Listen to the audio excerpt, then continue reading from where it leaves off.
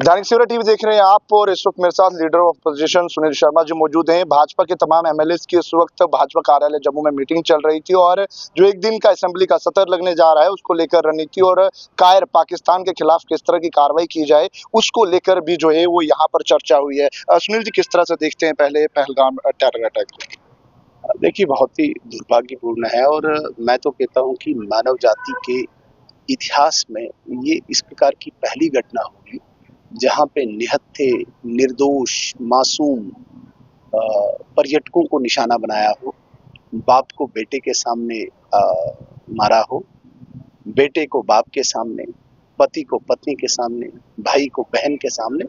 इस प्रकार की निर्मम हत्या मानव जाति के इतिहास में मुझे नहीं लगता कि और कहीं पे देखने को मिलेगी।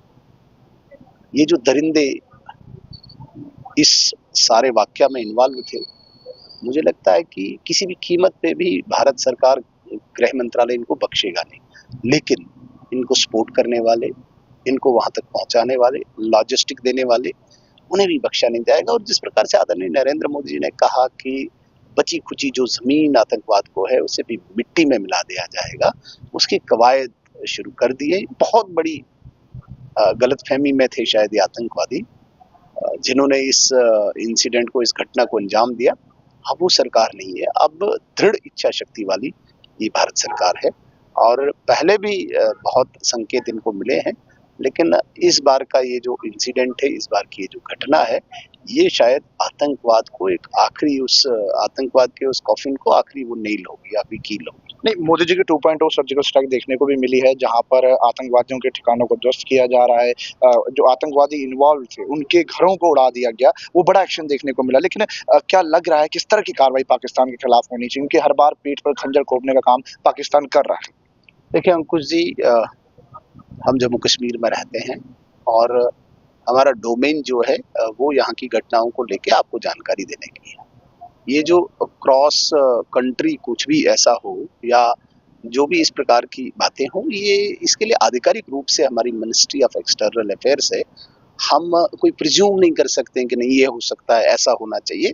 और खासकर ऐसे संवेदनशील समय में बिल्कुल संयमित भाषा, संयमित शब्द हमारे मुख से निकले, क्योंकि एक टेंशन में सीमाएं हैं और मैं एक जिम्मेदार जगह पे हूँ। मैं ऐसे किसी भी शब्द का प्रयोग नहीं करूँगा जो निरर्थक हो, इरेलेवेंट हो। इसलिए मैं इतना कहूँगा कि जम्मू कश्मीर के लोगों को विश्वास करना चाहिए अपने नेतृत्व पे, विशेषकर आदरणीय नरेंद्र मोदी जी पे। जो वो करेंगे अच्छा करेंगे, देश हित में करेंगे।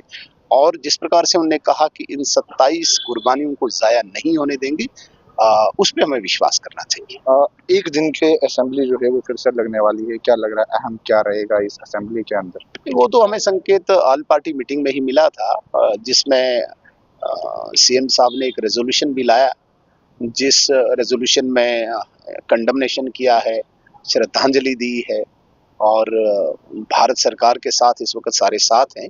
तो मुझे लगता है कि वही रेजोल्यूशन, उसी प्रकार का ओबिचुरी रेफरेंस जिसे हम कहते हैं पार्लियामेंट्री भाषा में, या कंडोलेंस पार्लियामेंट्री भाषा में भी कह सकते हैं, उसी पे एक रेजोल्यूशन हो सकता है। क्योंकि कोई डिफरेंट रेजोल्यूशन तो अब ला नहीं सकते हैं। सीएम साहब ने ही वो भी लाया और कल भी सरकार ने ही सेशन बुलाया। तो हमें पूरी उम्मीद है, अपेक्षा है कि इस वक्त सारी असेंबली भारत सरकार के साथ खड़ी है, जम्मू कश्मीर के लोग भारत सरकार के साथ खड़े, और जो निर्मम हत्याएं हुई हैं उनका कंडमनेशन, इस प्रकार का रेजोल्यूशन हो सकता है, ओबिचुरी रेफरेंसेस हो सकते हैं। वो उसका हम स्वागत करते हैं, वेलकम योग्य है।